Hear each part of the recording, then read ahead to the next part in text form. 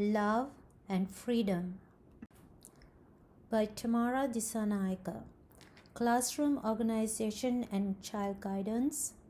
Lesson 7. Code of Ethics and Hot Button Behavior Management.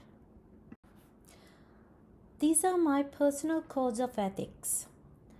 Immediately attend to the child, tune into the child's emotions and comfort, help to self-manage the behavior, identify the cause and discuss, model or practice the consequences, stop zoning practices, sustain positive relationships with the family, practice careful observation. Rights of the child. Every child under the age of 18 years has a right to survival, development, protection, and participation in the world. The United Nations entered into force on September 2, 1990, ensuring the rights of every child to keep them safe, healthy, and happy.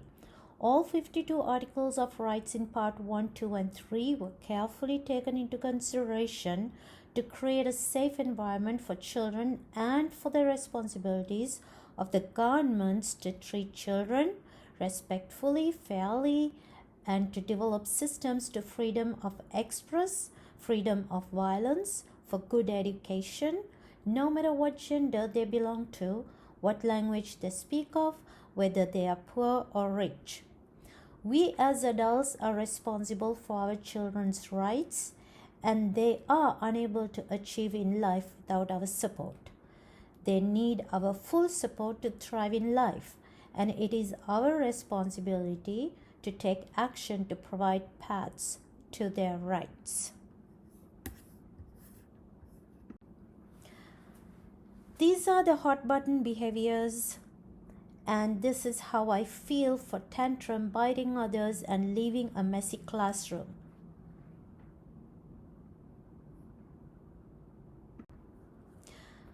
This is how my feelings can affect my relationship with the child and family. First, practice self-regulation and self-care. Use the knowledge and skills to promote repair and sustain nurturing relationships. I have the need to develop relationships of mutual trust and create partnerships with the families we serve. I need to plan to communicate daily with the families during drop-off pickup times. Document evidence of children's learning to share with families. Document evidence of children's behaviors to support families and introduce assessment programs. Create opportunities to provide resources to parents and families. This is my hot button worksheet from Lesson 2.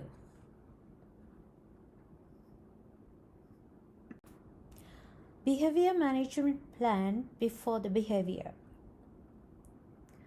Why it is important to have relationships with the child family. Why do we need to know family history and culture? And my prevention strategy, active supervision. This is behavior management plan during the behavior. How we need to interact with the child during the behavior. Why I need to regulate myself to support the child. Why self-care strategies are important to teachers. Behavior management plan after the behavior. How to take time for self-care. Why I need to reflect on the incident and some great resources and support for parents and families. Alignment with ethic and child rights. My behavior management plan for before, during, and after behaviors aligns with my code of ethics and child rights. Tantrum, biting, and messy classroom were the behaviors that pushed my hot buttons, and a behavior management plan was created for those behaviors. Before the behavior, collect data of the child's interests, abilities, temperament levels, and experiences. During the behavior, remove the child from the situation, avoid focusing on the behavior, and stay in the moment. After the behavior, what was the child trying to communicate? This is my reflection and how I believe in the power of documentation. Effective documentation tells the story and the purpose of an event, experience, or development.